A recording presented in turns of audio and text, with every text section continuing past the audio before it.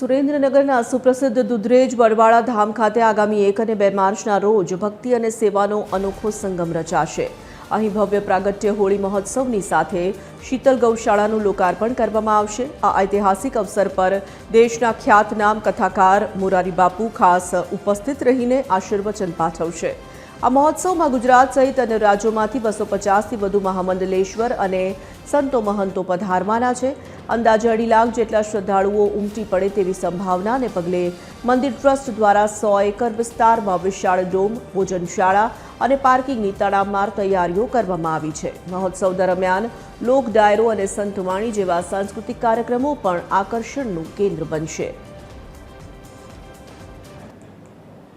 होली महोत्सवना दिवसे अमरा सद्गुरु भगवान सष्टम स्वामी महाराजे ज्यारे आ वडवाड़ा मंदिर दुधरेजनी स्थापना थई ते फागण सुद पूनमना दिवसे ई वडने रोपेलो, स्थापेलो अने दूध पीने अमारी मालधारीनी दीकरीओए दूध रेड्यो एटले गामनुं नाम पड्युं दुधरेज। એટલે વર્ષોથી અમારા રબારી સમાજ, માલધારી સમાજની અંદર વડવાડા મંદિર દુધરેજ ધામના આંગણે હોળી મહોત્સવ ઘણા વર્ષોથી લગભગ 550-600 વર્ષથી आ गुरु गादी परंपरा रही है। होली महोत्सव खूब धामधूमपूर्वक उजववामां आवे छे। होली महोत्सव 2026 अने नूतन शीतल गौशाळाना उद्घाटन निमित्ते गौलोक शीतल गायनु काल रोज एटले के तारीख 1/2/2026 ना रोज कोठारिया धाम वजा भगतना बापाना आश्रममांथी शीतल